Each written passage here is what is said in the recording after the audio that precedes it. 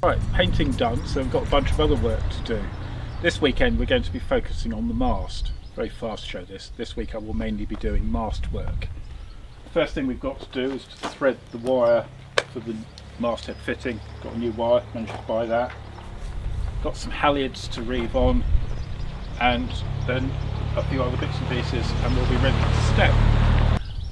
Okay, what we're doing is we're using the messenger that we threaded with so much pain a few weeks ago to run the new wire up. So I've whipped part of it on, and I'm doing a second whipping because I want this to be ultra secure. But I just got it wrong, so I've got to redo the whipping. Then we'll be threading it up. So it's going to be exciting.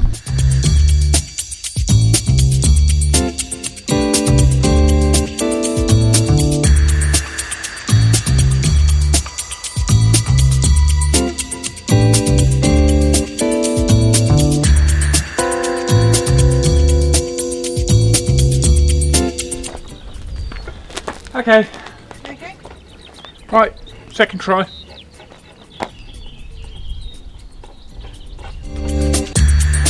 Yep.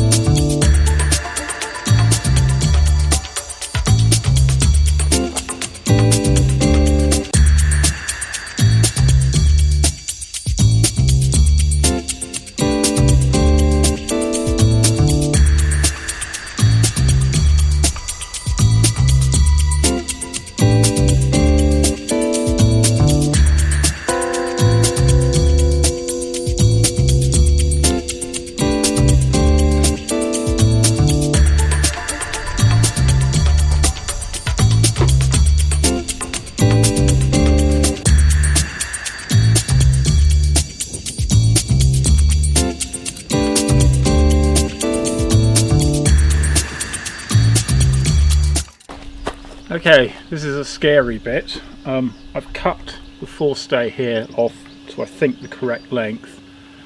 So now I need to put the fitting in, and I need to think about this quite carefully because it needs to be exactly the right length. Okay, the mast is progressing quite well. I've got the aerial wire, of course, reeved. I've got the instrument. I've got the mast headlight now fitted. I'm going to have a go but take off the VHF area that's witnessed. It's easily damaged. Also, we've done the radar bracket and I've done the steaming light just now. So we're going to see how it looks with the new VHF area on it. Bit of RTFM, I think.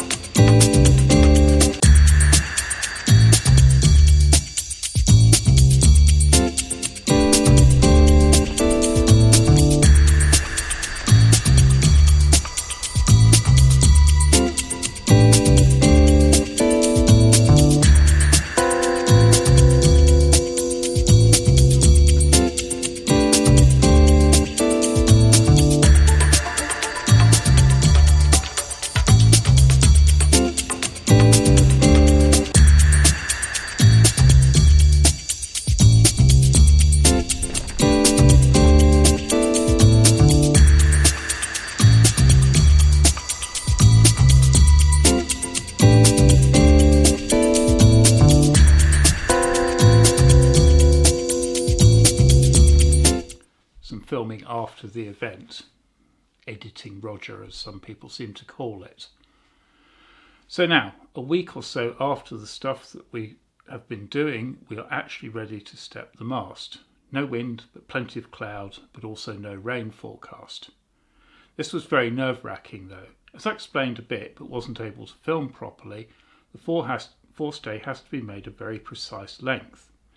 Using basic Pythagorean maths, I figured that the forestay needs to be 11.34 metres long.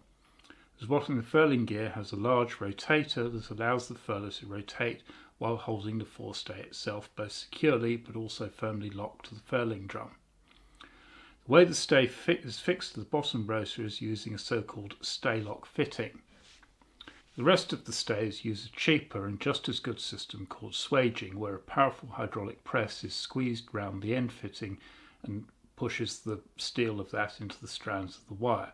The bottle screws at the bottom also provide for some adjustment, which makes the precise length of the stay less critical than it does for the forestay. So this was a decidedly squeaky bum time for me. I'm sorry that this bit is really quite disappointing.